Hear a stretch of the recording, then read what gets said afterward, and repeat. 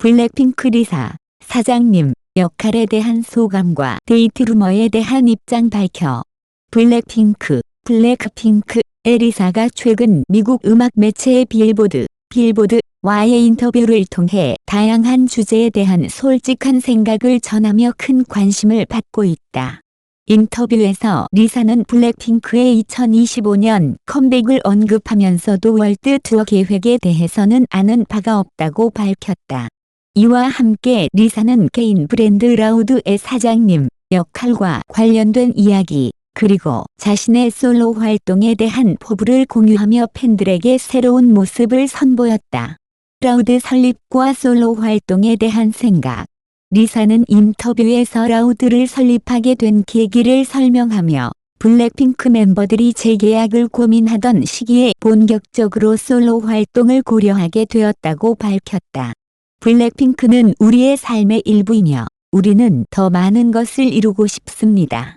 하지만 한편으로는 개인적인 커리어를 위해 무언가를 하고 싶다는 생각도 있었습니다. 리사는 팀 활동과 개인 활동 사이에서 균형을 찾기 위해 노력하고 있다고 덧붙였다. 그녀의 글로벌 비즈니스 디렉터인 앨리스 강에 따르면 리사는 미국 음악 시장에서 자신의 존재감을 확실히 드러내는 것을 목표로 하고 있다고 한다. 사장님으로서의 책임감과 도전. 라우드의 수장으로서 리사는 과거 YG 엔터테인먼트에서 경험하지 못했던 새로운 책임을 맡고 있다. 그녀는 예산 책정, 비용 보고 등 경영과 관련된 업무에 참여하며 이전과는 다른 시각에서 프로젝트를 바라보게 되었다고 밝혔다. YG에서 일할 때는 모든 것이 이미 정리되어 있었고 우리가 뮤직비디오나 화보 촬영, 호텔 등에 얼마나 많은 비용을 지출했는지 알지 못했습니다. 하지만 지금은 그런 것들을 조금씩 배우고 있습니다. 리사는 라우드가 YG 같은 대규모 엔터테인먼트 회사와 달리 10명도 안 되는 직원들로 구성된 가족 같은 기업이라고 표현하며 모두가 바쁜 가운데 함께 일하는 재미를 느끼고 있다고 말했다. 또한 그녀는 현재 창의적인 면에서 더 많은 자유를 누리고 있다고 덧붙였다. 데이트 루머에 대한 언급 회피. 인터뷰 후반부에 리사는 문리틀로어라는 곡에서 언급된 푸른 눈을 가진 프랑스 남자에 대한 질문을 받았다. 이 질문은 리사가 최근 프레데릭 아르노와의 데이트 루머로 화제가 되었던 상황을 염두에 둔 것으로 보인다. 이에 대해 리사는 부끄러운 미소를 지으며 그 곡은 내가 쓴 것이 아니다 라는 짧은 답변으로 넘겼다. 이는 프레데릭 아르노와의 관계를 둘러싼 소문에 대해 직접적인 언급을 피하면서도 이를 간접적으로 부정하거나 긍정하지 않는 태도를 유지한 것으로 해석된다. 블랙핑크와 리사의 새로운 도전. 리사의 인터뷰는 그녀의 솔로 활동에 대한 열정과 팀으로서의 블랙핑크에 대한 애정을 동시에 보여준다. 또한 라우드의 사장님으로서 그녀가 경험하고 있는 새로운 도전은 리사의 성장과 변화된 면모를 엿볼 수 있는 기회였다. 팬들은 리사의 앞으로의 행보와 함께 블랙핑크의 2025년 컴백 소식에도 큰 기대를 모으고 있다. 리사는 이제 무대 위의 스타뿐만 아니라 비즈니스 리더로서도 자신의 영역을 확장하며 전 세계 팬들에게 새로운 모습을 보여주고 있다. DJ-성 음주운전 치사 사건으로 징역 8년 확정, 법원의 결정과 대중의 반응. DJ-성 본명 안희성 이 음주운전으로 사망사고를 일으킨 혐의로 징역 8년을 선고받았다. 12월 10일 대법원은 그녀의 형량을 확정하며 중대 범죄에 따른 법적 절차를 준수한 판결이라 설명했다. 이번 사건은 음주운전으로 인한 사회적 책임과 처벌의 기준에 대해 다시 한번 논란을 불러일으키고 있다. 사건 개요. 치명적 사고와 두 번의 도주.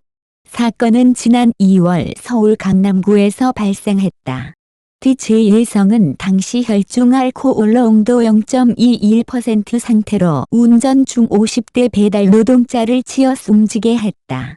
피해자는 현장에서 사망했으며 추가 조사에 따르면 DJ일성은 이 사고 이전에도 다른 충돌 사고를 일으킨 뒤 도주하던 중이었다.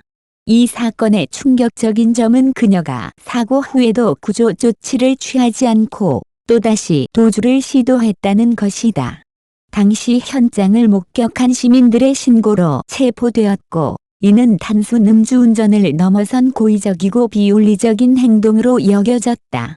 법원의 판결 과정, 가중된 형량에서 감형까지. 1심, 중형 선고. 1심 재판부는 DJ일성의 행동을 사회적으로 용납할 수 없는 중대한 범죄로 규정하며 징역 10년을 선고했다.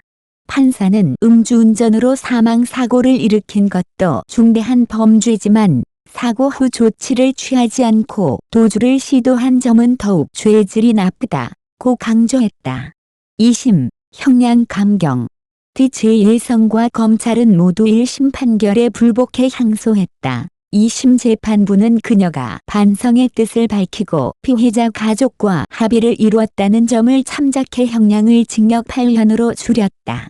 그러나 여전히 그녀의 행동이 사회적 신뢰를 크게 훼손했다는 점에서 무거운 처벌이 필요하다고 명시했다. 대법원, 최종 확정. DJ일성은 2심 결과에 대해서도 상고했으나 대법원은 이를 기각하며 징역 8년 형량을 확정했다. 대법원은 -1심과 2심의 판결 과정에 법리적 문제가 없다고 판단하며 사건을 종결시켰다. 사회의 반응, 음주운전 처벌 강화의 필요성. 이 사건은 음주운전에 대한 처벌이 충분히 강력하지 않다는 대중의 우려를 재점화했다. 특히 음주운전으로 인해 가족을 잃은 피해자들의 목소리는 이번 사건을 계기로 다시 주목받았다. 피해자 가족의 외침.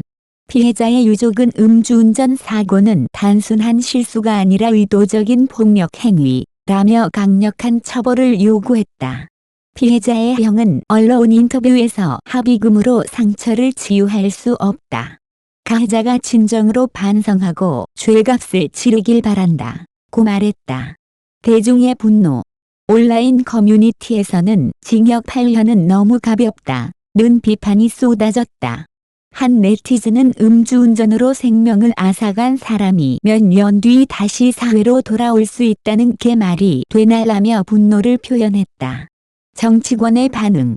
일부 국회의원은 이 사건을 계기로 음주운전 처벌을 강화하는 법안을 발의하겠다는 의지를 밝혔다. 한 의원은 음주운전으로 인한 사망사고는 더 이상 경미한 사고로 취급되어선 안 된다며 법 개정 필요성을 강조했다.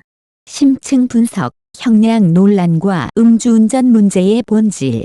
이번 사건은 단순히 한 개인의 잘못된 행동을 넘어 대한민국 사회가 음주운전에 어떻게 대응해야 하는지에 대한 근본적인 질문을 던지고 있다. 형량 논란. 많은 사람들은 징역 8년이 지나치게 관대한 처벌이라고 주장한다. 그러나 법조계에서는 이 형량이 현재 법체계 내에서는 합리적이라는 의견도 나온다. 전문가들은 형량이 낮아 보이는 이유를 두 가지로 설명한다. 양형 기준의 한계. 현행법에서는 음주운전 사망사고에 대해 최대 15년까지 선고할 수 있지만 대부분의 경우 피고인의 반성과 합의를 참작해 감형되는 경우가 많다. 합의 문화. 한국에서는 가해자가 피해자 가족과 합의하면 형량이 줄어드는 관행이 있는데 이는 피해자 가족에게 금전적 보상을 제공하는 방식으로 이루어진다. 음주운전 재범 문제. 음주운전은 높은 재범률을 가진 범죄 중 하나로 꼽힌다. 이번 사건에서도 가해자가 이전에도 음주운전으로 경고를 받은 전력이 있는 것으로 드러났다. 전문가들은 음주운전 재범 방지를 위해 다음과 같은 조치가 필요하다고 강조한다. 알코올 감지 장치 도입. 음주운전 전과가 있는 운전자의 차량에 음주 감지 장치를 의무화해야 한다. 교육 프로그램 강화. 음주운전 가해자에게 의무적인 재교육 프로그램을 부과해 문제의 심각성을 깨닫게 해야 한다. 미디어와 대중의 역할. 사고 예방을 위한 변화. 이번 사건은 단순히 법적 처벌만으로 해결될 문제가 아니라는 점을 시사한다. 미디어와 대중은 음주운전 예방을 위해 보다 적극적인 역할을 해야 한다. 미디어의 책임. 언론은 음주운전의 심각성과 그로 인한 피해를 지속적으로 조명해야 한다. 특히 유명인 사건은 사회적 경각심을 높이는 데 중요한 역할을 할 수 있다. 대중의 참여. 음주운전을 예방하기 위해 대중 스스로도 책임감을 가져야 한다. 음주 후 대리운전을 적극 활용하거나 음주운전을 목격했을 때 즉각 신고하는 문화가 자리 잡아야 한다. 결론, 변화가 필요한 시점. 제1성 사건은 대한민국이 음주운전에 대해 더 엄격한 기준을 적용해야 할 시점임을 보여준다. 이번 사건을 계기로 음주운전에 대한 사회적 경각심이 높아지고 법적 제도 개선과 예방책 마련이 이루어져야 할 것이다. 음주운전은 단순한 실수가 아니라 생명을 앗아갈 수 있는 범죄다. 다시는 이런 비극이 발생하지 않도록 사회 전반의 변화가 필요하다.